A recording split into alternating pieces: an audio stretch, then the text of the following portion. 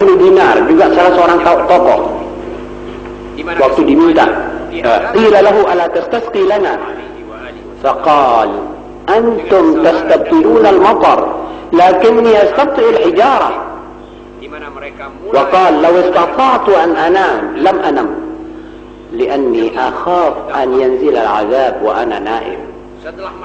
Waktu salah seorang ahli tasawuf, tokoh aulia yang besar, yaitu Malik ibnu Dinar, ini mati dalam peperangan ini. Supaya kita tahu bahwa ini orang mati dalam peperangan memerangi Rum.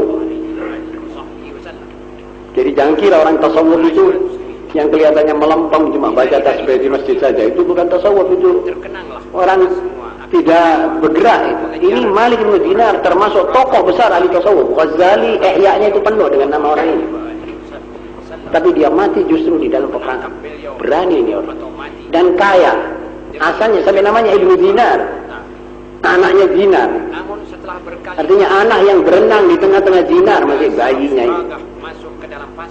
Sesudah dia warisi itu harta besar dari ayahnya, disedekahkan semuanya. Dia bilang, sekarang saya mulai start berkhidmat kepada Allah. Itu Malik ibnu Dinar. Dan matinya dalam peperangan.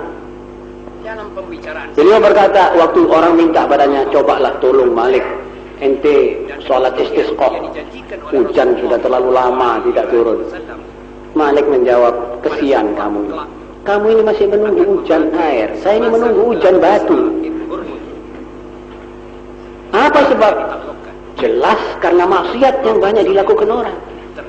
Kok masih ngersulo, hujan terlambat sedikit saja sudah pada minta hujan, sholat hujan.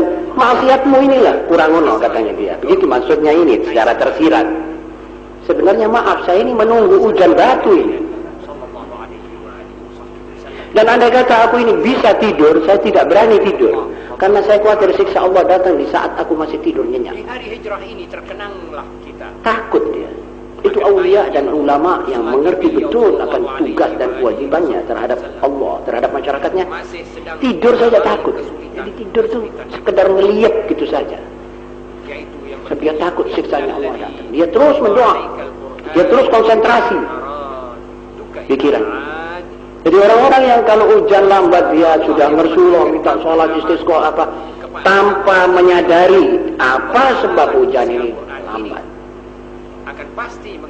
Ini saudara-saudara bisa kita pakai pada alam kita sekarang. Apa sebab hujan pula yang sudah diturunkan oleh Allah di bumi Indonesia yang kaya ini malah menjadi musibah banjir? Ini juga mesti kita juga menurunkan pikiran atau meningkatkan kesadaran. Apa sebab itu hujan akhirnya menjadi banjir? Apa tidak ada kemungkinan kita yang salah? Sedang Allah sudah berfirman, ma asabatkum min musibatin fabima kasabat aydikum. Ingat, itu dari hasil perbuatan tanganmu sendiri. Jadi sekarang misalnya di Jawa Timur ada Bojonegoro misalnya, begitu besar banjirnya, katanya di beberapa puluh tempat banjir hebat. Belum pernah katanya banjir seperti ini. Ini hujan sudah diturunkan menjadi begitu. Artinya tidak menjadi rahmat lagi. Lantas kita mesti bertanya, salahnya siapa ini? Apakah ada orang yang sadar sekarang ini? Ya betul, kita sudah harus mengingat bahwa itu juga ujian, musibah. Kita mesti sabar. Tetapi kita mesti tahu akibat, hukum sebab dan akibat. Hukum sebab dan akibat ini perlu kita sadari, apalagi dalam bermuamalah kepada Allah. Tidak bisa kita berhasil bermuamalah dengan Allah kalau kita tidak belajar betul hukum sebab dan akibat. Ada orang sakit, ya tahu bahwa itu sudah ditakdirkan, tetapi coba koreksi apa sebab dia sakit. Punya anak, anaknya tidak pakai kaki, kakinya bengkok, keluar matanya itu anak buta dua-dua. Jangan kesusu berbicara apa-apa. Lihat apa sebab-sebabnya. Barangkali ada penyakit-penyakit sifilis yang dialami oleh orang tuanya. Bisa saja. Ini ilmu kedokteran sudah luas, mengetahui hal-hal semacam itu. Jadi jangan mulai mengatakan apa-apa. Walaupun itu harus kita terima sebagai ganjaran dan hajaran. Kita mesti cepat-cepat berhenti menghentikan segala kegiatan-kegiatan yang menyeleweng daripada firman dan sunnah Rasulullah SAW. Ini jelas sekarang ini. Rahmat berbalik menjadi musibah. Yang itu hari orang-orang menunggu hujan itu, sekarang mengatakan coba tahu jangan hujan ya Allah. Kalau sudah 3-4 meter, apa halnya ini semua terjadi? Ma'asyiral muslimin, begitu kata Malik ibn Dinar. Yang ketiga, Malik ibn Dinar juga pernah melihat salah seorang ra'a rajulan yusi'u fi salatih faqala inni arhamu 'iyalah. فقيل له هذا يسيء في صلاته وترحم عياله قال إنه كبيرهم ومنه يتعلمون. Melihat satu orang sholatnya tidak benar, tidak cocok menurut sunnah Rasulullah SAW. Ya mungkin kecepatan atau sholat sambil noleh kanan kiri, mungkin ya tidak cocok gerak-geraknya. Lalu dia bilang, ya Allah, saya kesian anaknya orang ini. Dia tunjuk orang yang sholat itu sambil mengatakan, saya kesian anak-anaknya orang ini. Murid-muridnya bertanya, ini orang yang salah atau yang tidak cocok sholatnya? Kok Pak Guru mengasihani anak-anaknya? Iya, saya kesian anak-anaknya. Sebab ini orang merupakan pembesar yang harus ditiru oleh anak-anaknya nanti. Dari segala pengaruh hawa nafsu. Kalau sholatnya ayahnya begini, berapa saja anaknya akan meniru sholat model itu. Itu gurunya anak-anak. Dalam hal ini saudara-saudara, harus kita perhatikan bahwa kita juga sebenarnya harus hati-hati. Sholat ini satu ukuran, tapi selain sholat juga yang lain-lain. Kalau kita suka nonton bioskop, juga dipias dengan ini. Kasihanilah orang-orang yang nonton bioskop. Loh, kenapa? Karena dia jadi gurunya anak-anaknya, anak perempuan dan lelakinya, guru dari istrinya, guru daripada khaddam-khaddam yang kerja sama dia. Sebab dialah yang menjadi ustaz, gurunya menonton. Kalau kita lihat orang merokok, kasihanilah anak-anaknya, pasti merokok. Kenapa? Dia gurunya. Dan seterusnya dan seterusnya. Kiaskan ini sudah, ukuran sendiri. Ini dibawa misal sholat. Kebetulan ini Malik ibn Dinar orang yang penglihatannya itu teliti. Ya apa anake gini, bapak gini sholat ini. Begitu maksudnya. Ada orang yang saya sendiri sering melihat, dan mungkin saudara-saudara juga sering melihat, kalau sholat itu takbir melirik-lirik ke kanan ke kiri. An-Nabi SAW yaqul hadza ikhtilasun yaqtalisu syaitan min salatil abd. Ini sholat sudah dicopeti oleh setan. Seperti orang kecopet ini orang. Sebab dia ini diputar lehernya oleh setan ke kanan ke kiri. Banyak sekali. Dan banyak sekali saya pernah mendengar orang yang membaca Alhamdulillah Rabbil Alamin sedang tangannya begini di dalam tasyahud. Tasyahudil akhir dia baca Fatihah.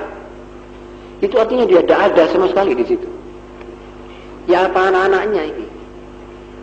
Ini maksud Malik ibn Dinar. Innahu kabiruhum. Ini dalam bab sholat, karena dia waktu itu melihat orang sering melihat orang di dalam sholat. Sekarang kita melihat orang masuk keluar bioskop. Lihat seorang ayah kalau masuk kamar mandi dia bersiul. Bagaimana anak-anaknya? Nyanyi, muter-puterkan pita-pita yang dia tidak tahu apa artinya dan tidak tahu apa maknanya. Lagu-lagu pop. Bagaimana anak-anaknya? Dan kalau dia juga dengan wal'iyad billah pakai dansa, ya tungguin saja anak-anaknya. Begitulah maksudnya Malik bin Dinar. Hati-hati, orang-orang tua yang mempunyai anak. Begitu maksudnya. Kamu ini gurunya anak-anakmu. Betul? Guru. Sebab dia itu meniru kita. Kalau ini anak kelihatan anaknya, ayahnya, ibunya, saben-saben duduk masing-masing di sejadah. Di waktu-waktu senggang mereka belajar agama, baca kitab fikih, kitab apa, rukun, tak apa. Itu anak-anaknya setidak-tidaknya akan belajar begitu. Setidak-tidaknya anaknya itu suka sholat, kalau ayahnya suka sholat. Wa amma kalau sang ayah tidak pernah menghadap kiblat, a'udzubillah min zalik, anaknya lebih lagi. Jadi jangan heran kalau saudara melihat seorang anak yang mengatakan saya punya ayah muslim, saya punya nenek muslim, lalu dia masuk PKI. Saya tidak pernah lihat ayahnya menghadap kiblat. Apa sebabnya? Gurunya. Nah sekarang saudara mau pertanggungjawaban kepada siapa kesalahannya? Itu nanti kesalahan itu berentet. Sampai termasuk mungkin ulama juga mendapat kesalahannya. Kenapa kamu tidak ajar? Kenapa kamu tidak membuat dakwah? Ulama mengatakan tidak semuanya majelis dakwah diizinkan, bisa juga tidak diizinkan. Ya begitulah, berputar-putar, akhirnya yang untung setan belaka.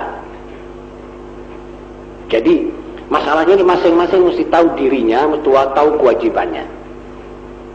Ada orang menulis surat bahwa kenapa orang banyak masuk kebatinan? Nah, sebab katanya mereka tidak puas dengan ulama punya pengajian. Bagaimana lagi saudara-saudara? Saya atas nama diri saya dan atas nama ulama, saya mohon maaf dari orang-orang itu. Saya tidak sengaja begitu. Banyak orang masuk kebatinan, kepercayaan, klinik, dukunisme, dan macam-macam, kemenyanisme, dan lain-lainnya. Itu kata mereka ya saya tidak puas, kurang. Dia maksudnya minta pengajian secara mistik. Ya siapa yang bisa memuaskan itu saya tidak tahu, tapi saya mohon kepada Allah Subhanahu wa taala supaya orang-orang itu cepat kembali kepada pangkuan Islam yang betul. Ya belajar, mari sama-sama kita isi mengisi. Begitulah maksud saya terhadap mereka itu. Maksud saya terhadap mereka itu. Sebab aliran-aliran semacam ini kian membanyak di tengah masyarakat. Dia orang tidak mau satu pengajian yang real, yang betul-betul 2x2 sama dengan 4 cocok dengan hadis dan Quran. Dia minta sesuatu yang agak cocok dengan maksud-maksud tertentu. Dan orang sekarang apalagi tahu apa itu, jadi agak kabur masalahnya. Orang-orang kebatinan sendiri mengatakan bahwa ini semuanya Islam, kebatinan katanya. Kita ini dianggapnya kebatinan sama dia, dicakup. Seorang tokoh kebatinan terbesar di Indonesia pernah menulis, isi tulisannya itu begini, lihat, semua tukang becak di Indonesia ini adalah orang kebatinan. Loh kenapa? Lebih cocok dan lebih dekat pikiran dan hatinya kepada kebatinan. Ditanya apa? Dia bilang, ya saya mau naik becak, dia bilang Bismillah. Bismillah kok malah kebatinan? Itu tandanya dia tidak tahu itu Bismillah apa. Mestinya dia bilang tukang-tukang becak lebih cocok dengan ajaran Islam. Sebab dia mengatakan Bismillah. Walaupun masalah sholat itu kadang-kadang ya mundur, telat, tapi Bismillah masih disadari. Jadi ini masalah saudara-saudara, hendaknya kita sama-sama waspada, sama-sama prihatin. Jangan banyak senggang hari ini untuk main, untuk bercanda atau nonton apa yang betul-betul kita menghadap kepada Allah saat-saat seperti ini supaya kita mendapat rahmatnya. Lain tidak, kita tidak perlu rahmatnya orang, kita perlu rahmatnya Allah sekarang ini. Orang mungkin tidak rahmat kepada kita, tapi Allah pasti rahmat kepada kita. Betul saudara-saudara?